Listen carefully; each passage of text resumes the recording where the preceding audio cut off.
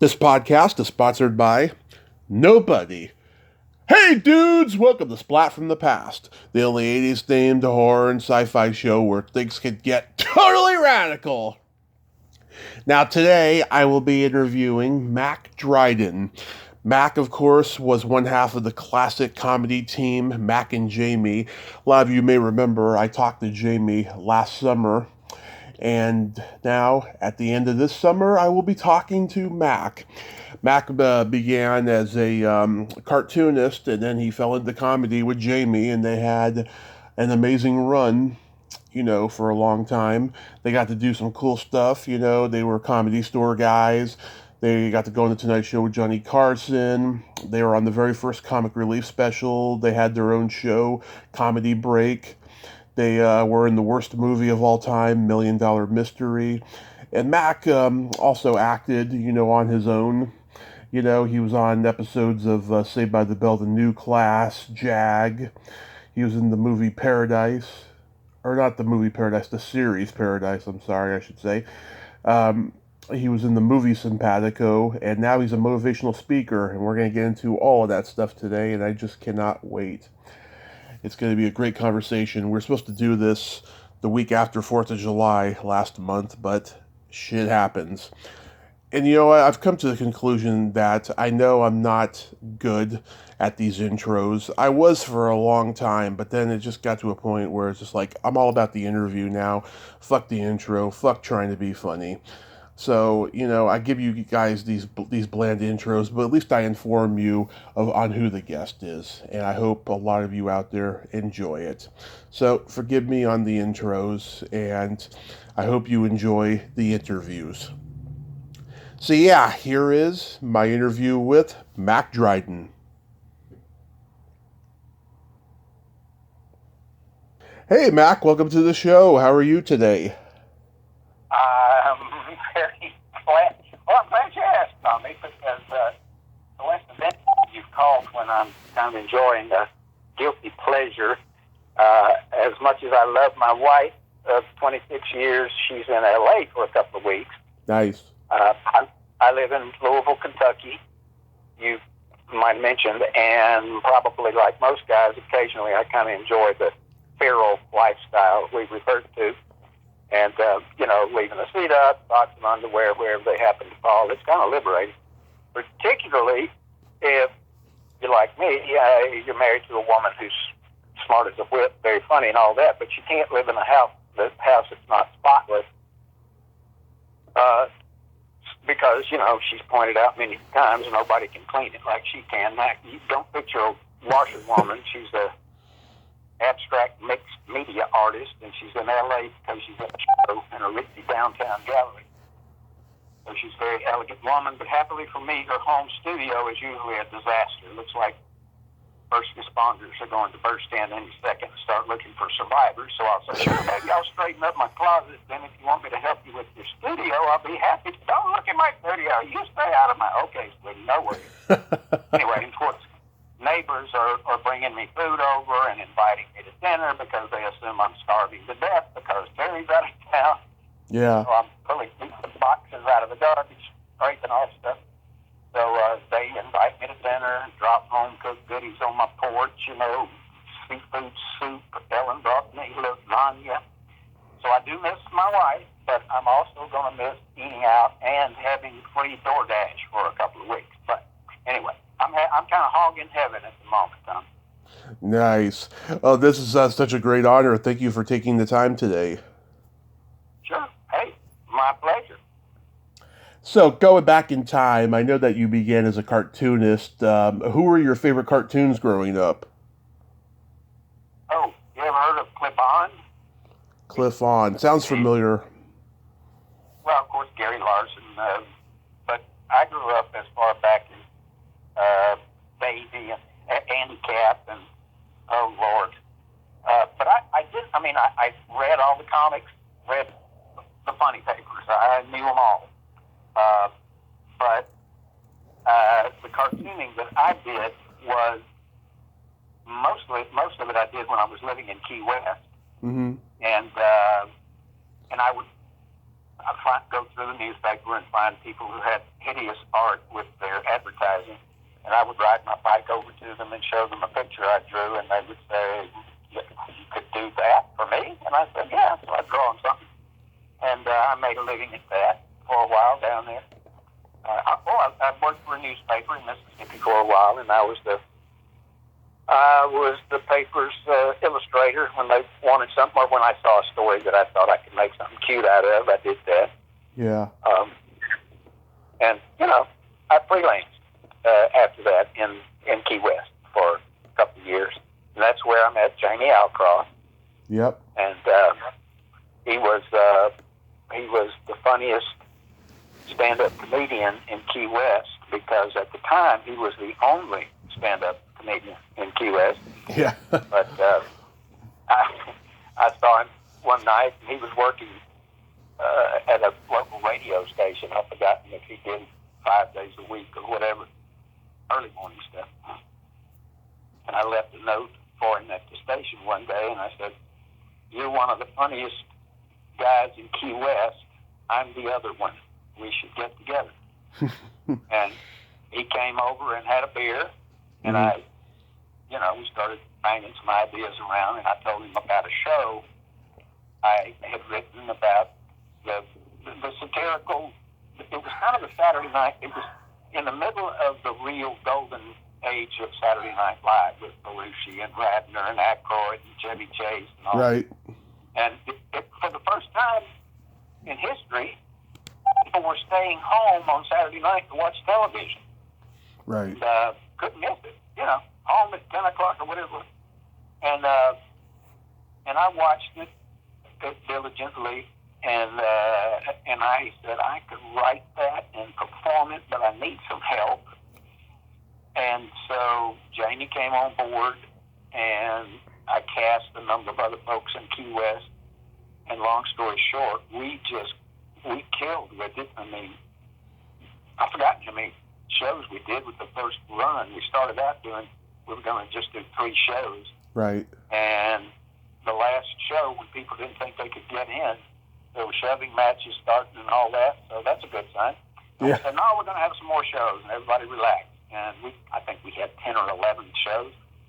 And that gave us as soon as I got the first laugh from something that I had written, I was hooked. It was like a drug to me. Yeah. But I got to do a lot more of this. And that's when we put together our act, little bits and pieces, 5 minutes, here, and then we'd have 6, and then 7, running up to 5 hours from Key West to Fort Lauderdale to the comic strip, and for free. Yeah. And doing a 5-minute set. And they kept asking us back, and we kept getting better. And the comics that were coming down there, Paul Reiser, Eddie Murphy, Seinfeld, Drew Carey, I've forgotten who all. Yeah. They would say, you guys should come to New York. And we thought, well, we've got 25 minutes. Maybe we should have more before we go. But anyway, we worked it out. And we got to New York, and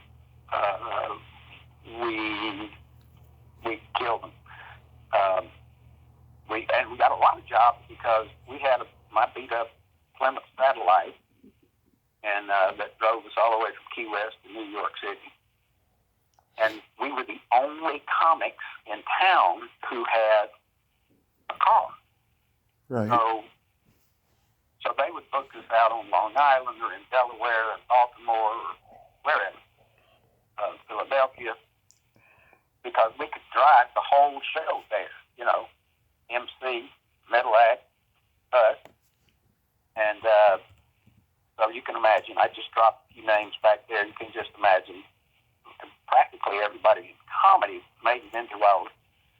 And back then, the comedy world was a lot smaller. We're talking 1970. Yeah.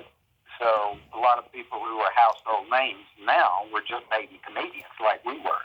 I'm talking about Right. Seinfeld, and Paul Reiser, and Drew Carey, and Roseanne Barr, and Tim Allen, and just a who's who. So we had a great time there. And But jump in anytime. Yeah. Did you always know growing up that you were funny? Well, here's yes. Here's the short answer.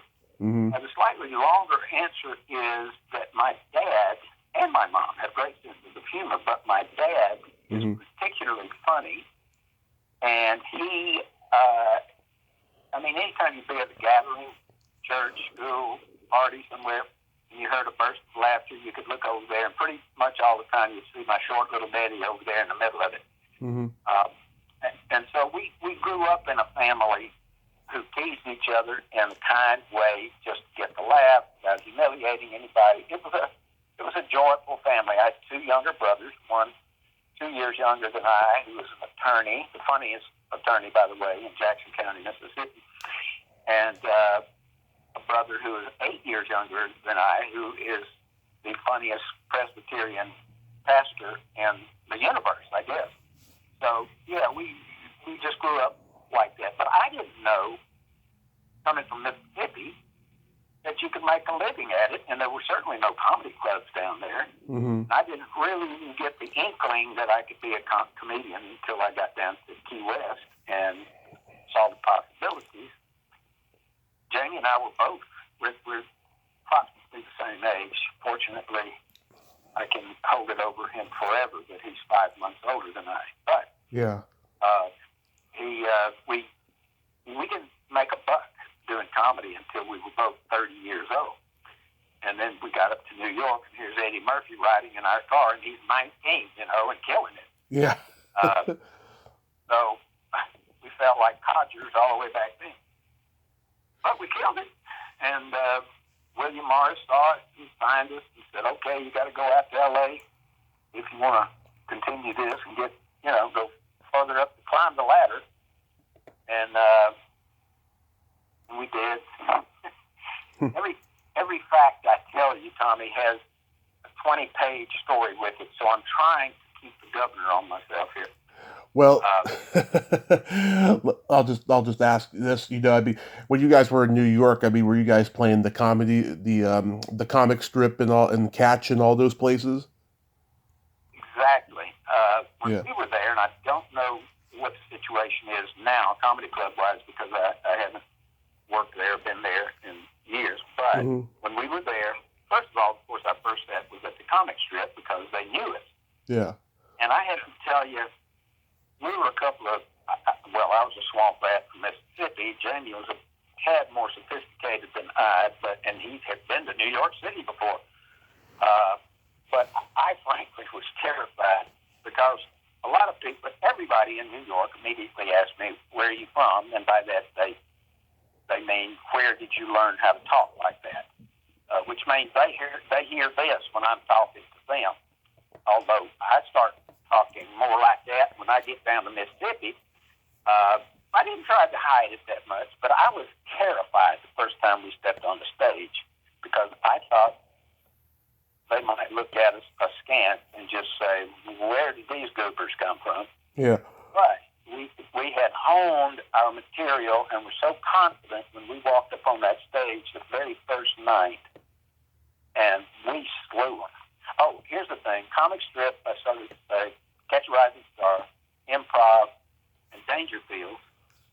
Mm-hmm. We quite often, on the weekends when they had multiple shows, we quite often worked all three. Right. Twice. Twice. We would do the opening early in the show at the Improv, pop over to Catch, and do a middle-ish spot in their first show, and go to the comic strip and close their first show.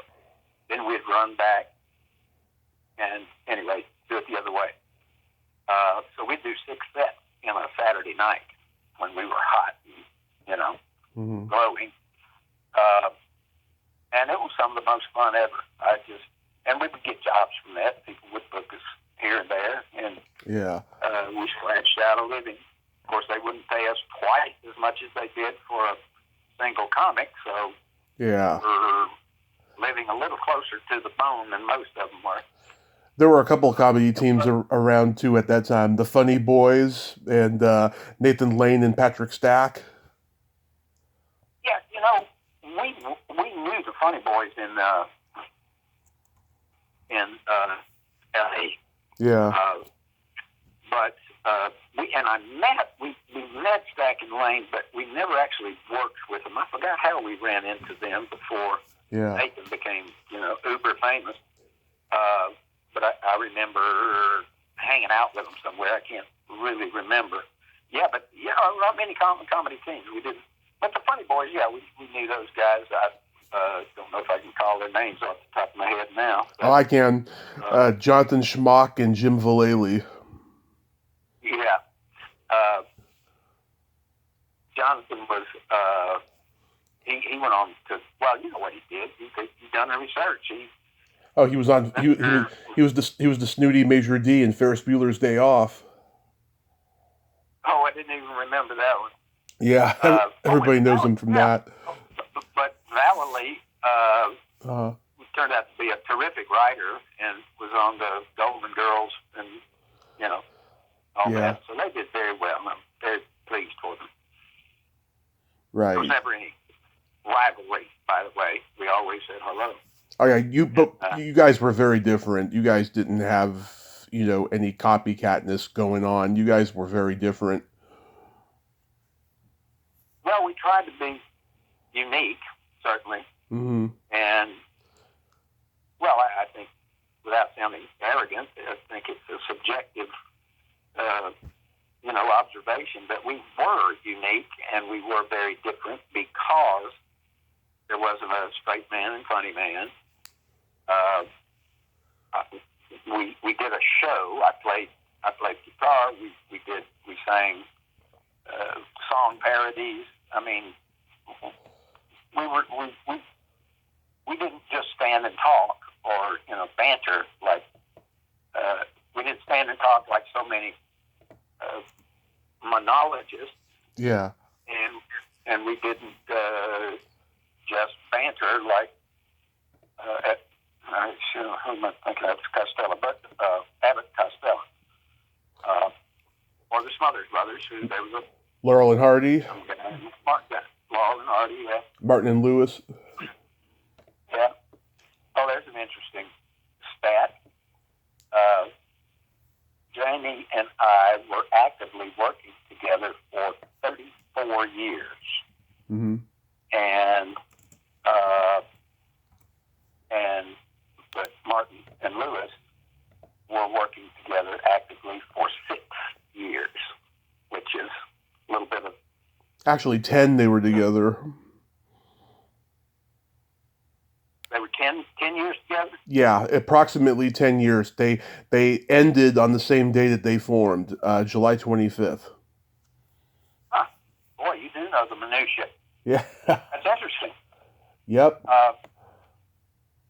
But anyway, it's interesting to me that, of course, not nearly as many people have heard of Mack and Jamie as heard of Martin and Lewis, but and yet we were making a living at it for over 30 years. So you mentioned Eddie Murphy being there. Who else was there? Who were the other comics?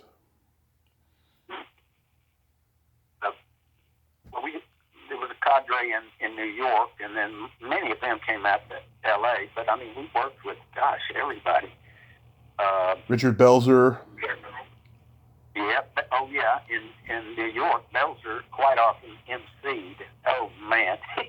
He was so acerbic and confident and dry. Dry, but a heckler just stood no chance against Belzer.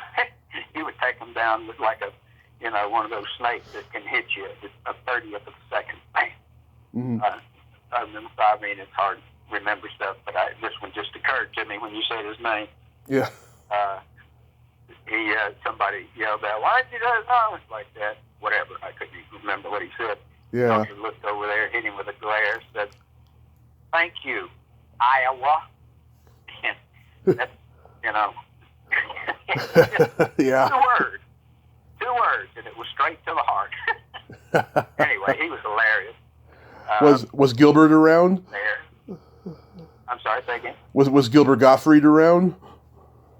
Oh, yeah. Gilbert was, he was working mostly out of the Improv, as I recall. Yeah. And, you know, he was just as weird from the start as he was, as he is now. But he was so entertaining. Again, I remember one, like, bit. Mm. We were, it's quick when you could eat on the table at the Improv, and people would have plates up front. Right. Obviously, just scraps. They're done. And one night, Gilbert reached down with his other hand, holding the microphone, picked up a piece of lettuce, and put it on the back of his hand. He said, "The hot break of psoriasis," and just brought the house down. Quick, easy, Improv. I don't know how many times he had done it when I saw it, but it looked Improv. Bill Maher, we first met Bill, and it was interesting because,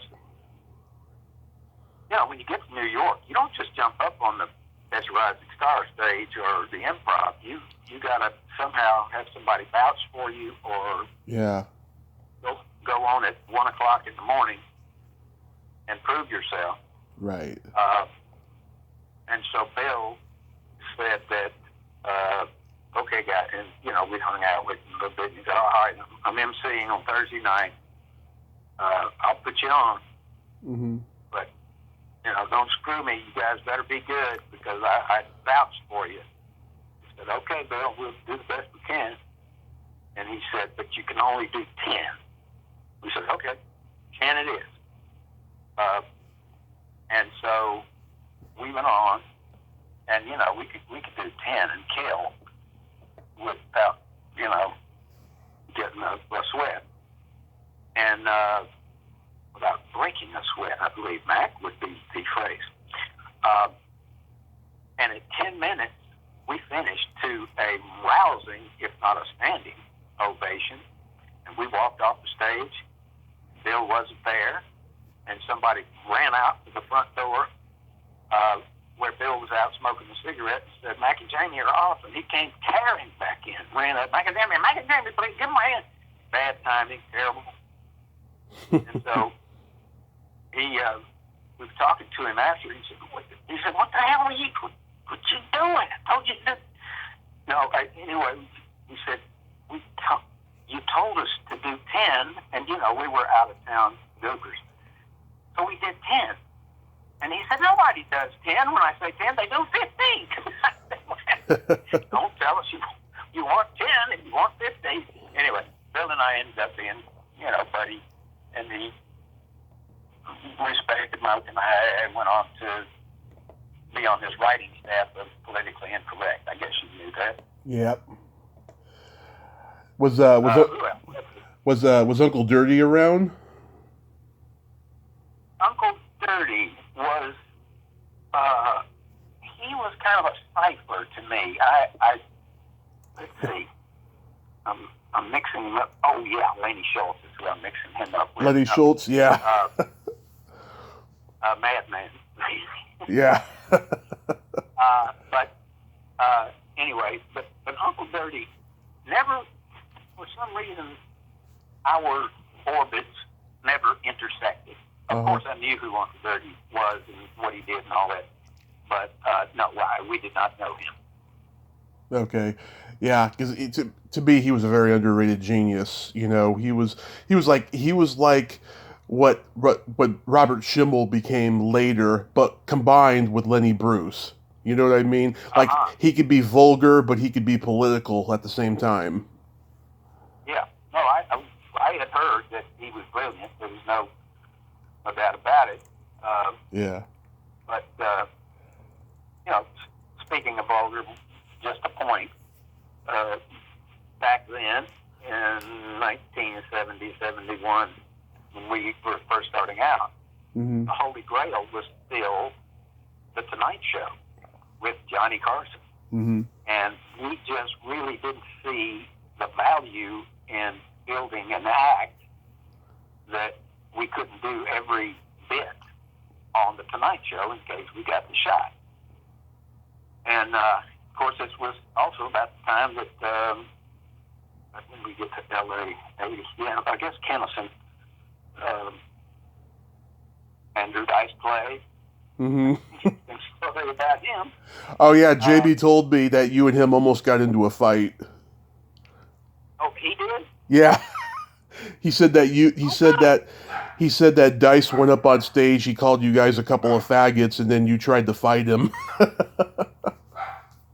Yeah, and you know, I missed my chance because what I should have done, instead of just walking on stage and making everybody gasp, and you know, it was clear what I was up there for. Don't say another word, or I'm coming after you. Yeah. But he immediately went into his act after just dissing us in the worst way. Yeah. I was standing back there just steaming. But I didn't drop him, which I should have.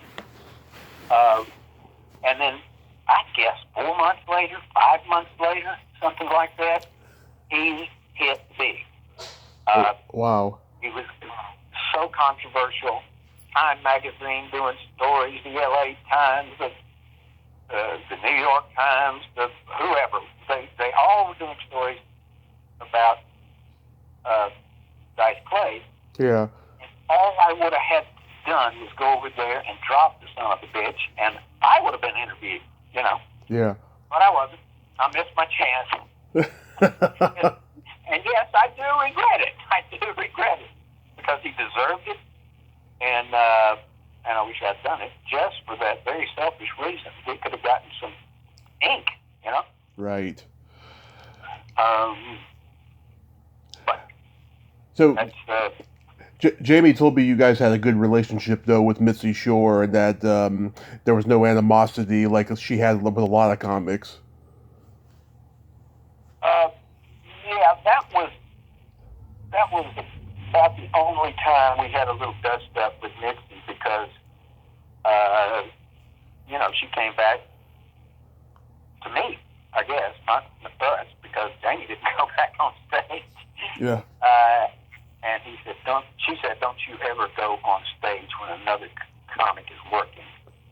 And I said, okay, Mitzi, I won't. And I didn't apologize. Yeah. I said, but I did assure her that, okay, Mitzi, I promise. Yeah. And I didn't rant like I could have. He was just way out of line. Yeah. I mean, the thing was, we had just killed the audience. We done 20 minutes and just ripped them apart. They were, you know, standing ovation, holy smoke. And then did Jamie tell you why he did that to us? Yeah, because he got your name wrong, right? Or you got his name wrong. I'm sorry, you got his name wrong. Well, no. Here's the way it worked, just for the record. Okay. You want a little more minutia? Go ahead. Jamie and I were prop comics, and I had a guitar. Mm-hmm.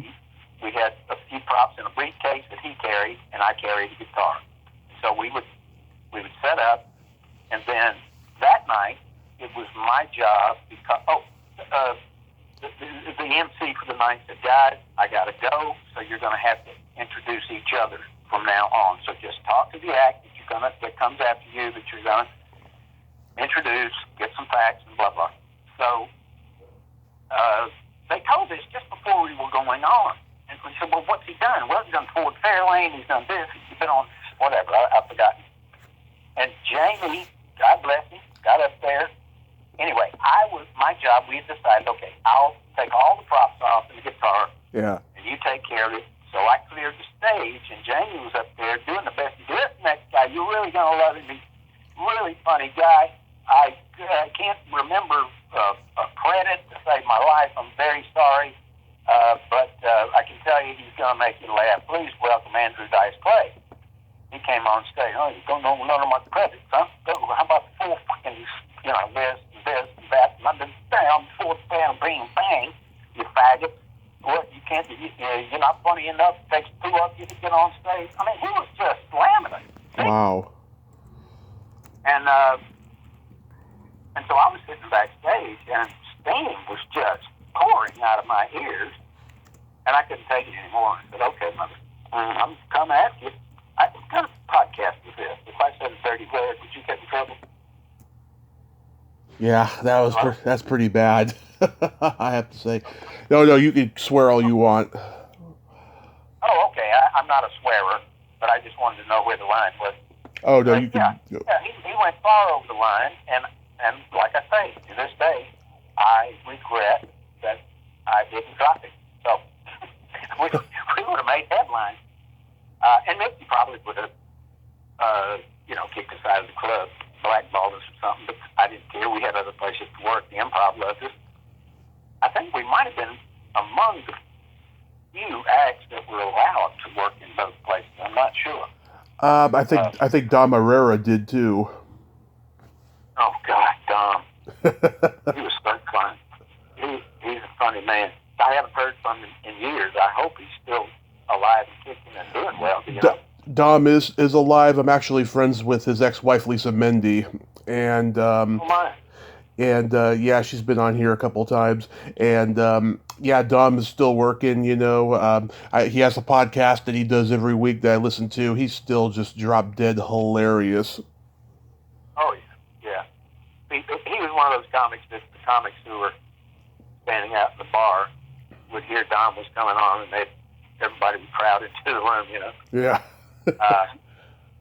But yeah, he was another great one. You guys got to do a pilot for HBO called All Night Radio. Right, Rocco Orbisi. Yeah. Yeah, it went nowhere. But oh gosh. Oh, remind me of the. I talked to Zane Busby. Man, she's a force of nature. Yeah. Oh gosh. Yep. Got no stories. Yeah, it's okay. Did you guys have a Showtime special? We did not. Because I thought I saw a preview of one on YouTube. Maybe you guys were just maybe it was a showcase or something. They showed you guys for quite a while on it. I don't know, but I was like, wow, I didn't even know that existed. Yeah, honestly, TV days are so far back. Yeah. That I have a hard time remembering too. I mean, happily we did a lot of stuff. First thing we did when we got, well, not the first thing, but when we left, when William Morris said, "Come out to L.A., got stuff to do," we did the Mike Douglas show, the Merv Griffin show, Right. And then we got Tonight Show. Yes. So that came a little bit later, but we were on Solid Gold. Oh. So do you know of that show? I remember that show. Oh my God! Like those dancers that they had on there, and they would have Absolutely. musicians and comedians. Yeah, I mean it was like American Bandstand and Midnight Special and all of that, but for the '80s hip crowd, you know. Right, and TNA was a big part of it. Beautiful women in skimpy things dancing around. And they hired us as regular. We had a regular spot on the show, so we had a regular paycheck for a little while, which was nice. Mm-hmm. But then, yes, we finally did make it to the Tonight Show, and that was possibly certainly the most exciting showbiz night of my life. The way it played out was, first when we heard we were books, oh, please help me here. Who was the Jim McCauley. McCauley, thank you. Yeah. He watched us at the Improv, watched a couple sets, talked to us, pulled us over to the table. Of course, the 30 comedians in there looking over their shoulders. Oh boy, look at that! There they go. Yeah. And we were hoping they were right. And sure enough, we got invited, and we put together a bulletproof 6 minutes. But one thing that we didn't count on was, well, let me step back a second. Who was it? Rip Taylor. Rip Taylor, yeah. Well, he was on before us, and you know he's going on and he's throwing confetti and he's busting balloons in the audience and they're roaring and Johnny's roaring and all that. Yeah. And somebody came to us and said, guys, we might have to postpone till tomorrow night. After we had told everybody we were ever acquainted with that we were going to be on the Tonight Show on this particular date, which I don't know, isn't that I know it's 1983. Right. Anyway, so we were sweating it because here's our chance, and we're 4 feet away from the curtain. Please, Rip, get out of there. And sure enough, whoever the stage manager was came back and said, okay, guys, let's go. You got it. He finished up. All right. So people have often asked me, we knew that there was about 7 million people watching that night. And, you must have been nervous as you could be. Yeah. I could not have been more excited and thrilled to be where I was because I had worked as hard as we had worked as hard as we possibly could to get to that very moment. And so as soon as they opened that curtain, we both just burst out because we were afraid they were going to close the curtain before we could get out. Yeah. And something else would happen. Oh, sorry, guys, we got a fire drill going.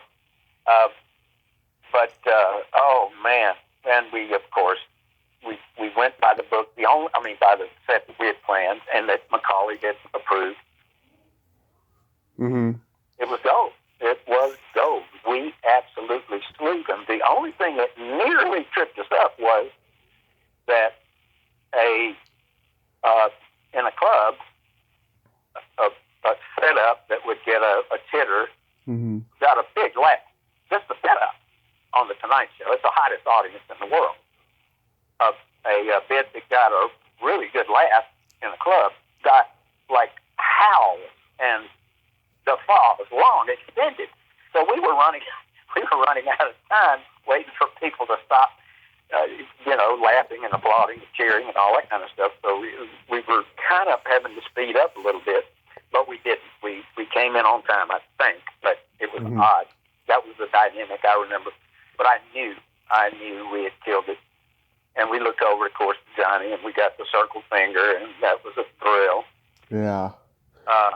How many times did you get to go on with Johnny? Because I remember seeing you guys with Jay back in the 90s. We did not go on with Johnny.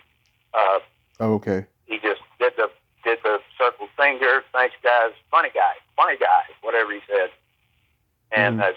And when we talked to him briefly after the show, he said, I said, guys, great when it works, isn't it? Yeah. And that's the only thing I remember him saying. We probably had some small talk, but probably not actually. Yeah. Anyway, that was a milestone because, well, for obvious reasons, but back then, in 1983, in a way, you weren't really considered. You go to the comedy store, and on Saturday night, if you had, I've forgotten how many people would be on, 6 comedians for the early show, I mm-hmm. guess. I don't know. 5 of them would have the Tonight Show credit, or 4. Mm-hmm. And Mack Jamie, well, he's done solid gold. You might have seen him. So it's just a prestige thing that people noticed. And, of course, we were very aware of. So that monkey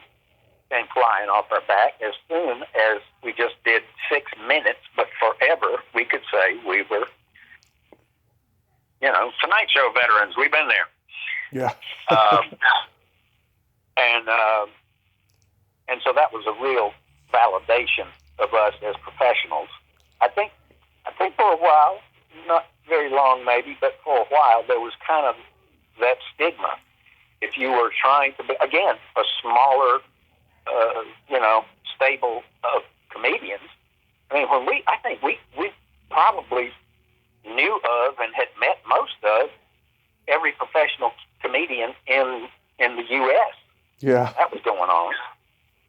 And then it exploded, which was good for us because instead of only being able to work in L.A. and Fort Lauderdale and Chicago, mm-hmm. You could work in Baton Rouge, Yeah. City.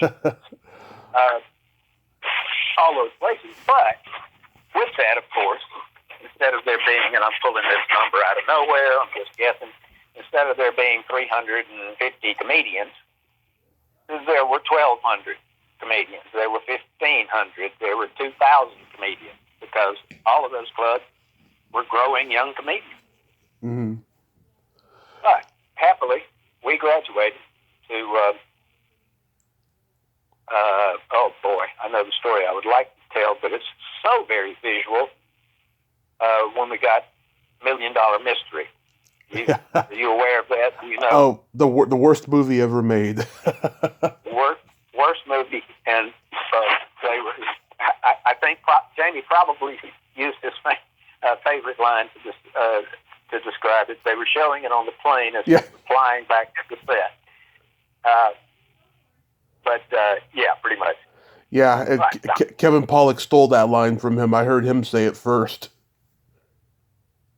So, did he? Yeah. He had his own show on YouTube for 10 years, and he used that line at least once. I'll be. Yeah. But I'm going to try to did Jamie tell you about our audition with Dino De Laurentiis? I think he may have, but you could tell it again. Well, it was classic because we got there, mm-hmm. and we looked around the room, and there were, maybe 15 guys. I don't think there was a single woman in there. And we knew almost all of them. Pollak was in there. Mm-hmm. I can't think. Eddie Deason? Say again? Was Eddie Deason there? I don't think Eddie was in that audition room when we were. But anyway, just take my word for it.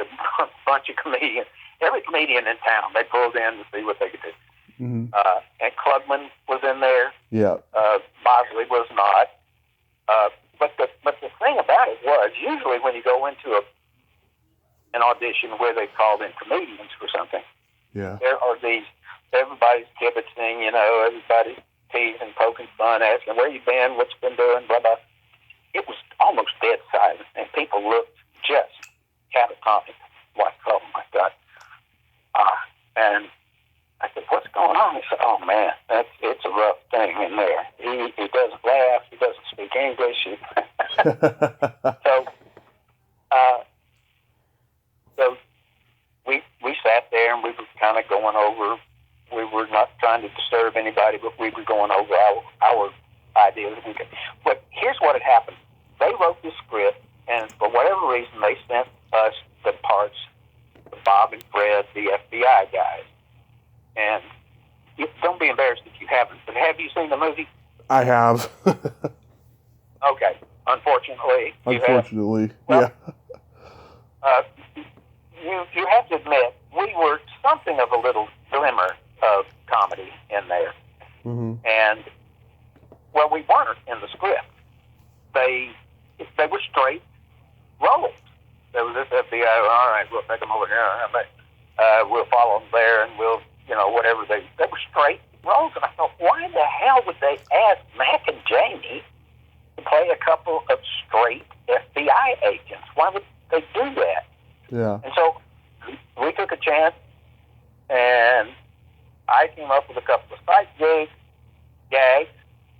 and I'll tell you, you saw the movie, so I can tell you the one that really got us in, I mean, we came in, there's this half an acre mahogany table, Right. and his desk, and he's behind it, and he's a little guy sitting down low, so you could see like half of the top of his head, and a cigar, and cigar smoke was everywhere.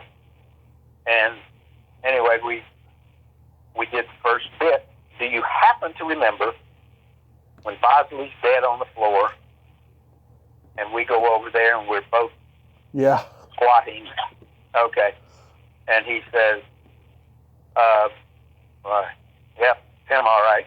Yeah, he's dead. Well, we know the money's somewhere. The question is, and then I stood up, and Jamie is saying this, and the question is, and he turns to me, and of course now his nose is right in my crotch, and he says, the question is, where? And we could actually hear it. And then we did another bit, which I can't remember right now. I think we did another little thing. So we knew we had killed it. We just knew it. I was feeling really high. Oh, I got to go back, set it up a little bit more. Mm-hmm. So when we were sitting there, Paula came out through the doors, which were like saloon doors, come down a hallway, and two things on either side that were up off the floor 3 feet. And he came out of that, and he was devastated. He said, oh my God, I'm quitting the business. That's the worst thing I've ever experienced. He doesn't laugh. He looked at you, oh my God, my comedy career, I'm dumping it. You know, I mean, he was joking a little bit, but he was really crushed. Everybody's looking at him, and somebody else would come out. Oh my God, that was horrible.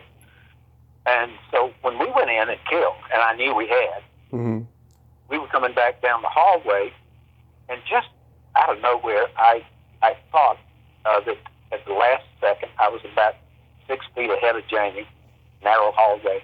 And just before I got to those saloon doors, I threw myself through the saloon doors as if we were being thrown out. Yeah. You know, these guys were saying, oh, it was awful, oh, it was awful. And so Mack and Jamie then are getting physically thrown out of the office. So it's a gag. So I piled through, and then Jamie picking up on it immediately. We didn't say a word to each other. He piled through as well, hit the floor, and I thought we would get laughs. There was one laugh. Yeah. That was the receptionist who knew that it was a gag. Mm-hmm. All the other crestfallen comedians sitting in the room, and I bet you there were a dozen in there, they were looking at us with their mouths open, aghast. Oh, my God. And I couldn't believe it. They actually fell for the gag, but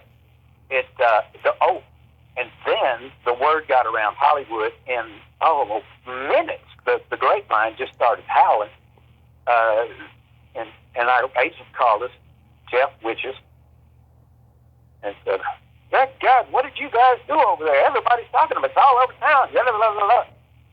And we were cast, of course, and did the best we could. And,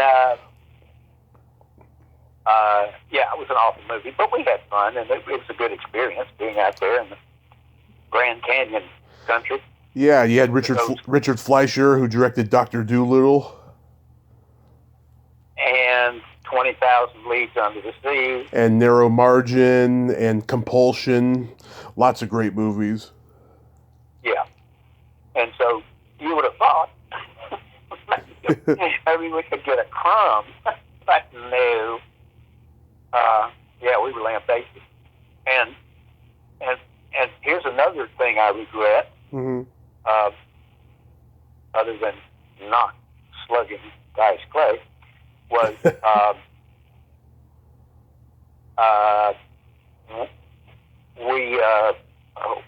a minute. Oh, don't lose it, Mac. Don't lose it. Shoot. On the tip of my tongue, what did I have with that? This is it. What is Harvard? There's that society where they award the worst acting performance of the year. The Razzie. Yeah, the Razzie. Mm-hmm. And, you know, some of the best actors in America have won a Razzie. Oh, yeah. And I think many of them actually appear and show up. Am I wrong about that, or do you know? There's been some that showed up. I know that Tom Green showed up when he won for Freddy Got Fingered. He should have gotten it just for that title. Yeah. But I think, I know John Travolta got it one time for that Galactica thing, space thing he did. Oh, yeah. And Battlefield Earth. And I'm right. Yeah. I'm not sure if he showed up, but I wish I did know that. But when I saw later, when I didn't realize, I thought they were just dissing us. But when I saw how many great actors Mm-hmm. had actually won a Razzie and awarded this a Razzie, and there are some, I think you could look it up and find some people who are quite accomplished. It's a goof. And if we had been smart about it, we would have gone there and said, thank you. My gosh, what an honor. And done our shtick and won some friends and maybe gotten some ink, you know. Yeah. Anyway, I could be wrong. Somebody might think, are you crazy? They were just poking fun at you. But anyway, that's water far, far under the bridge. By the clock on the old wall, is there anything that particularly you would, I'll talk until the deadline here. How was your experience on Comedy Break? Oh my gosh. It was a combination of frantic insanity and stress and the best time I had ever in my life. You must know, or I don't know if you know, but I'll tell you that the first 50 shows that we did 5 half-hour shows back to back every Saturday for 10 weeks. You know enough about production to know what that must be like, right? Mm-hmm. Right. I mean, that's crazy. That's insane. Yeah. A sitcom, they usually take, I think, 5 days to shoot 26 minutes that comprises the content of a sitcom. And we did that 5 times in one day. So as you can well imagine, it was madness. I didn't know what was coming next at the time because rehearsal was out of the question. We had to improvise a lot. And yet, the high points were fun. The second 75, when Viacom, the Vietnamese, picked us up, was so much better because we shot as many shows, the material for as many shows as we could over a 2-day period without an audience, because the audience, keeping the audience happy and doing our job in front of the camera was just, at that pace, too much. And that one, I think, was a lot more fun. But, I mean, Jan Hooks, Mm-hmm. Pollock, all of the stars we worked with, from Lara Kett to Leslie Nielsen. Melanie Chardoff. Oh, yeah. That was, we didn't choose the best sketch to do with her, but she was fun and nice to be around. Oh, yeah. You guys had her strapped to a chair. Yeah. And we were, getting answers out of her when we were obviously torturing her. It was kind of sophomoric. Yeah. Sophomoric than 90% of the stuff we did on the show. I kind of regretted that. But hey, there had to be not a brilliant one every once in a while. I love Melanie. She's one of my favorite guests I've ever had.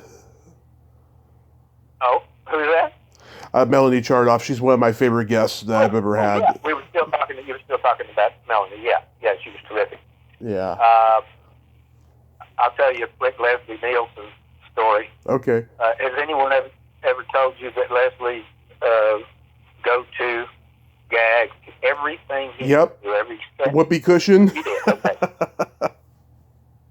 Yeah, yep. Yep. And so by the time, when he got to the set, of course, he was ready.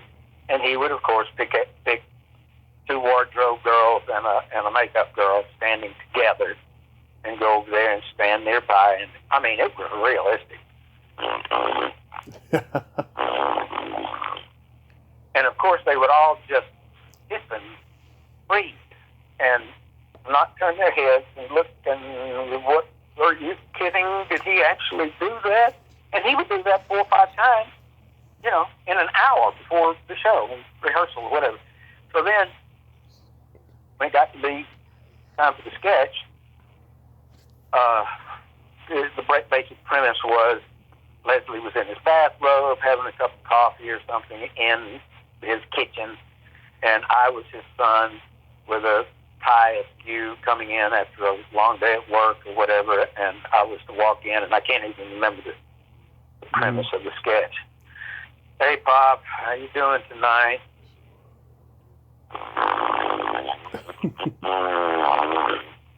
While he's looking me dead in the eye, and the cameras are rolling, and by the way, this was not like Cheers, where everybody could crack up laughing, and then you say, okay, let's get back together here, guys. We got a job to do. Yeah. It was a big deal because we were burning tape, we were burning time, we were on a real tight schedule. So, God, I just a Herculean effort not to break. And I did. My lip quivered, and Leslie was looking me dead in the eyes, just waiting to get that joyful moment when he knew he shook me. But he didn't, and then it was going too long, and it was his line, and sure enough, he came up with the line. I can't remember if he tried me more during the sketch, but anyway, quintessential Leslie Nielsen. Don Knotts was an absolute joy. Oh. You think could I do this? Was that okay? He was that kind of guy. Don Adams was an absolute pain in the butt. And just, you could tell from the moment he got there, okay, what do we got to do? How fast can we get this done? Let's go. I got places to go. Terrible. Steve Allen was the only guest we ever had in 150 shows to write us both a handwritten thank you note, card, letter, for allowing him to come on our show, which it really touched me and raised him in my estimation by about 900 degrees, because that was just really classy. Almost everybody said, thanks for having me. Yeah. Ruth Fuzzy, oh my God, Ruth Fuzzy. So many I can't. John Larroquette. Oh yeah. What was it? Richard? Was it Mott? No. Played Night Court. Oh, Richard Mole. Oh, yes. Yeah. Big guy. Well, the bit with him was, I was sitting down at the table waiting to be served in the S&M diner. Mm-hmm. And he came over. Did you happen to see it, or do you know what it's about? Yeah. You know what it's about. Okay. Anyway, he comes over, a lurch kind of presence, good evening, sir. Welcome. Would you like a little something before dinner? Yes, please. I played a nerd. Yes, please. Slap, slap. He did a double slap on my face. And nobody apparently told him that they would put the sound effect in. All he had to do was barely miss me. He slapped me hard, that big, strong man.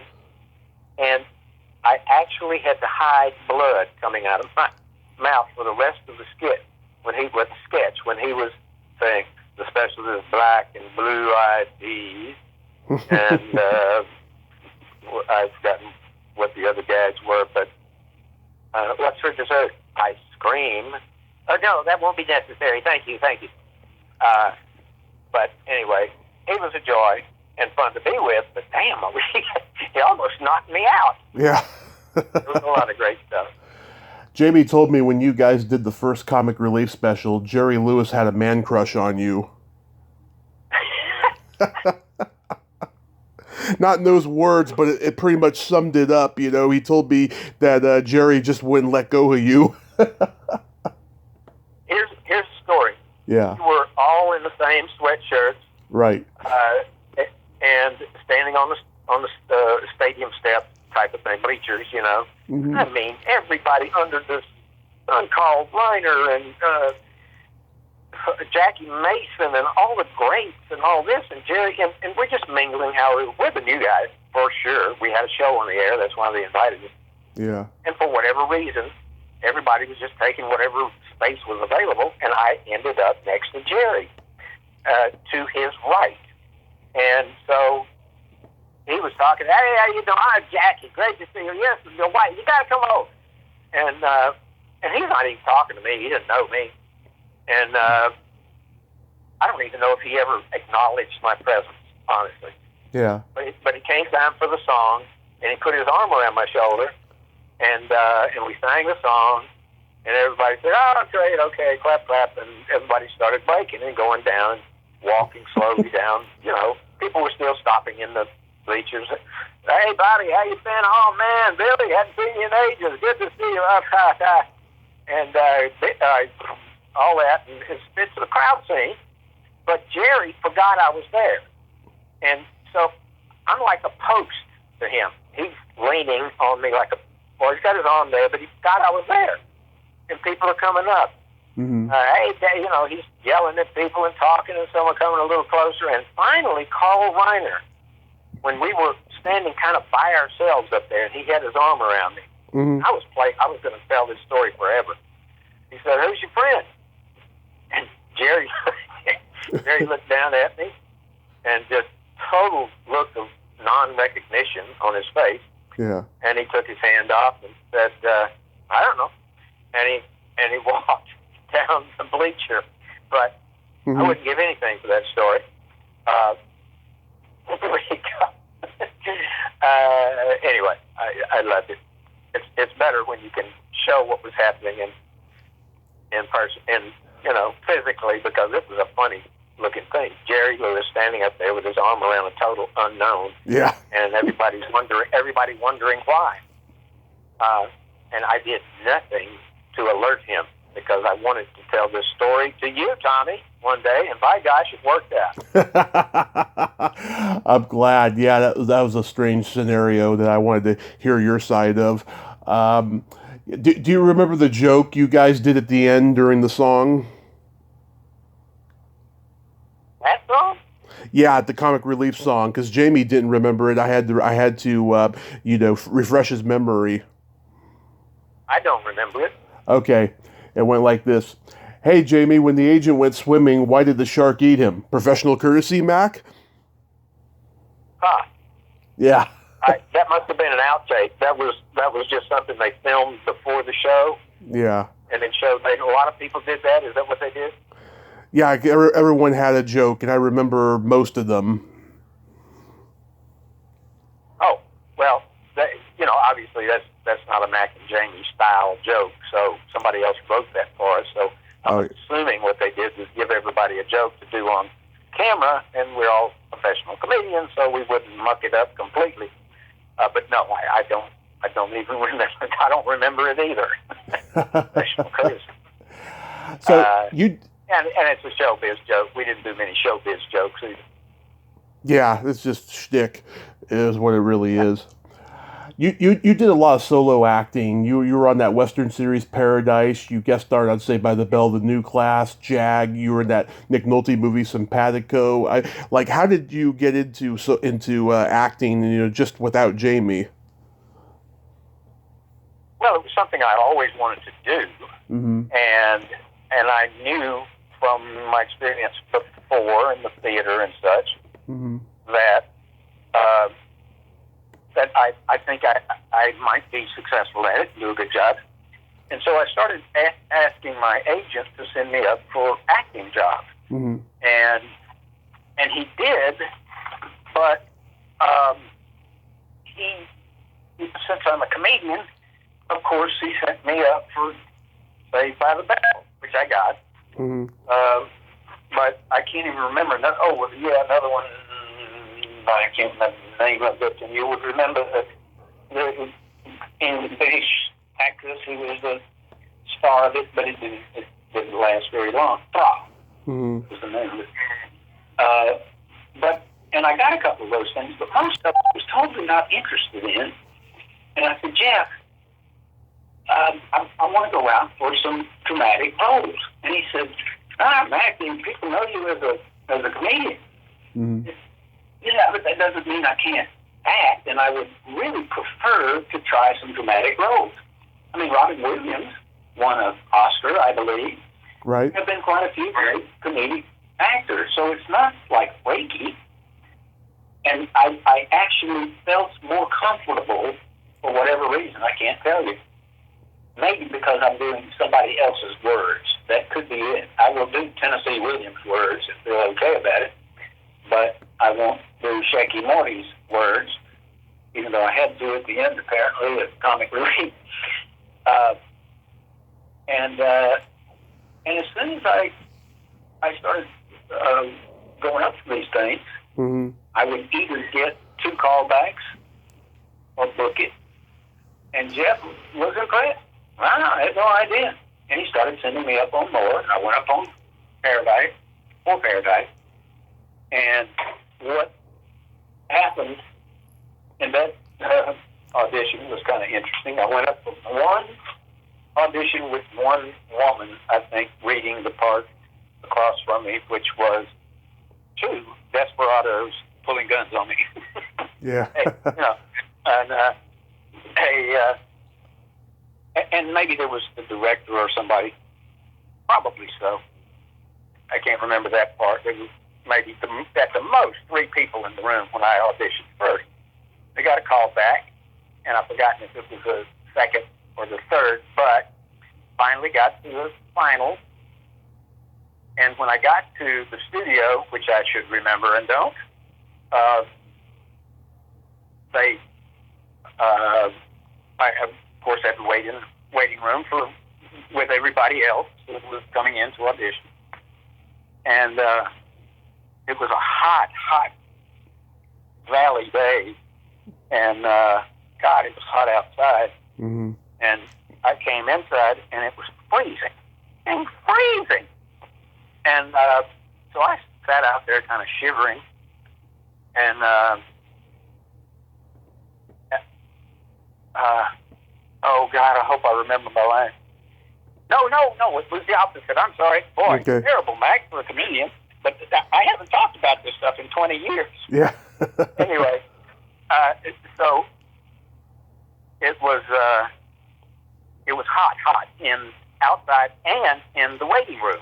So gosh, everybody was fanning themselves, and I was sweating under the arms and all that. Finally, they called me. Mm-hmm. And when I walked in the room, I noticed 2 things immediately. One, there were probably, I'm hoping I'm not exaggerating here, I'm guessing 15 people. The top guys, producers, director, on down that pecking order, and whoever else they wanted to be in the room. And it was, cool. It was nice. It was air-conditioned. So I walked in the door, and whoever introduced me said, "Hi, this is Mack Dryden." And they kind of nodded. "Hi, Mack." I said, "Hi, good to see you," or whatever I said. I said, "Wow, this feels nice in here." And somebody said, "Oh, a little hot out there." I said, when I got here a while ago, I weighed 250 pounds. And they all laughed immediately. Mm-hmm. And that made me feel good. I was hoping I could come up with something like that. And I think that went a long way toward, I obviously to be comfortable under the gun. And that's one of the most important things for an actor with high stakes TV, Yeah.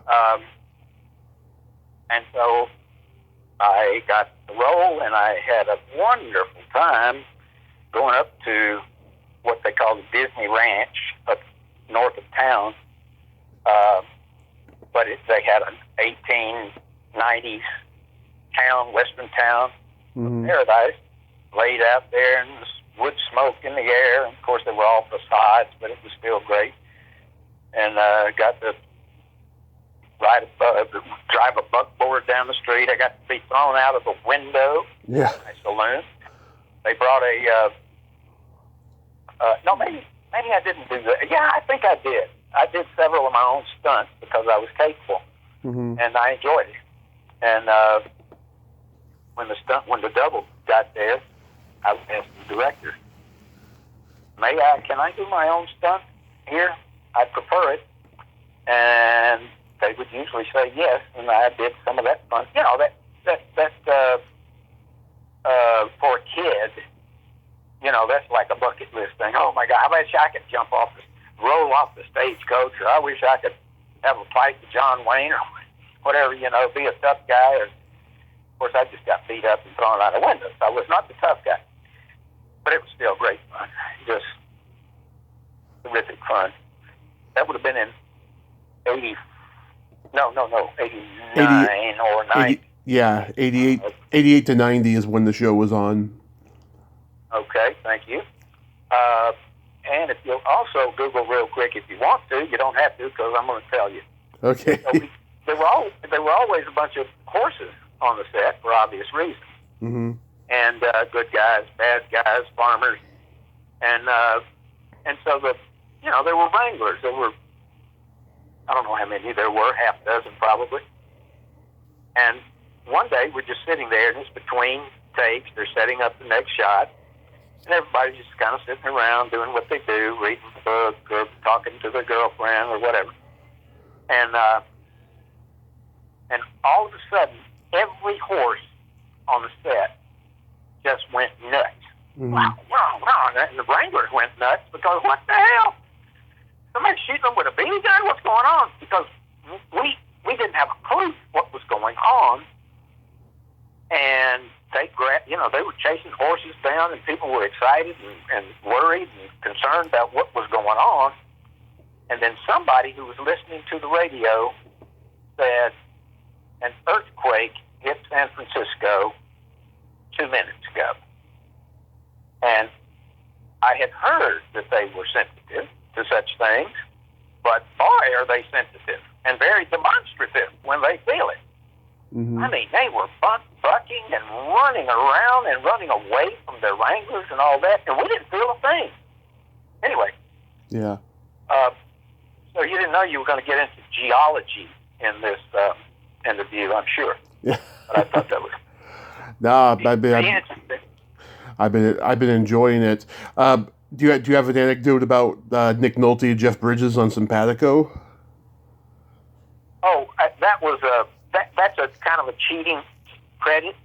Okay. I did it. I was on camera, but only my mama could pick out who I was. I was a bad daddy. Okay. My daughter, my daughter had pulled up in a car a good 50 feet away, and the camera favored her, of course, and I'm yelling from the door. I can't remember anything, but it was ugly stuff. It was like, why'd you come back here? I don't need you around here. Okay, Daddy, I understand. And that kind of thing. So I was on camera. I did have lines on camera, but boy, it was quick. But I got the credit, so I used it. Nice. What made you get into motivational speaking? Well, Jamie and our parting was quite amicable, as I'm sure Jamie told you as well. Yep. But what was happening was that I noticed early that, I mean, I can't remember the year now, but it must have been late 90s, whenever, 96, 97, that the demand for aging comedy teams was ebbing. So we were getting less and less work, and I don't even know. Nobody ever just said, well, the reason nobody's hiring you is ... Yeah. But I just figured, we look kind of old-fashioned, I guess. and these slick, hippie, hip, young comics are just looking better. So we had segued already and done very well in the corporate market. Mm-hmm. When you're not doing television, you got to make a living. We made a good living doing corporate conferences and that kind of thing, and cruise ships. We thoroughly enjoyed that. Got to take our families along and everything. There was nothing bad about that. Yeah. Anyway, we were at a corporate, but I knew the end was near. I don't know if Jamie admitted it to himself or not, but I certainly knew the writing was on the wall for Mack and Jamie. Mm-hmm. And so I started working that. Here's what really inspired me. We were working at a convention, and there was a humorous motivational speaker mm-hmm. on the agenda, and happily he was on, in the afternoon, and we were on in the evening. Mm-hmm. And I get to see a funny motivational speaker, never had before. And don't even know if I'd seen a motivational speaker except on television, maybe. I don't know. But I felt like I had an aptitude for it. So I went to see this humorous motivational speaker. Mm-hmm. And Tommy, I found him to be neither. He didn't make me laugh, nor did he motivate me. And I knew that he was making twice as much as we were. And I said, I have just seen the light. Oh! And so I went for it. And to work out my speech, I booked myself into, and I'm not exaggerating this, 28 LA area service clubs, Rotary, Lions, Kiwanis, and I went in and they only want you to do 20 or 30 minutes. Professionally, you have to do about an hour or more. Mm-hmm. But that's the way to work stuff out. And so the first time I went out, I was pretty good. The second time, the 10th time I went out, I was getting really good. And by the time 27 and 28 came out, I was getting good enough to sell. And happily, I got booked. Somebody booked me for a $300 gig in some kind of people who work on windshields or something like that. And auto glaze. It was some kind of auto glaze, whatever that means. Anyway, and again, I killed, and I said I can do this, and I started getting letters. I got a letter of recommendation, and I started marketing myself as a funny motivational speaker. And gradually, I was doing, I stuck with Jamie every time we got a gig. I said, I'm going to do it. I said, of course, if I've got a conflict, I can't. Amazingly, we didn't have many conflicts. I don't know how that worked out. Usually it works out the opposite. Yeah. But I could do my gig, and we could do our gig, and Jamie wouldn't be affected, which was the ideal situation, of course. Right. And then I just started doing quite well, and I was making Mack and Jamie money. So, the segue was easy enough for me. And I'm still doing it, although the pandemic really hammered me, mm-hmm. Along with almost everybody else. But I'm not complaining. I've got enough on the books, and I'm still doing well. And I'm doing, I developed my own solo stand-up act as well. Nice. And thanks to Tom Sobel. Does the name mean anything to you? I know Barry Sobel. No, I think I know Barry Sobel. Yeah. Median wrote for Seinfeld? No, Barry was a stand-up in the late 80s. He was the white rapper. He looked like a Beastie Boy. Huh. I can't remember his name. Oh, yeah. Oh, Yeah. Yeah. I pictured him. Lanky, skinny. Yeah, very, very skinny. Yeah.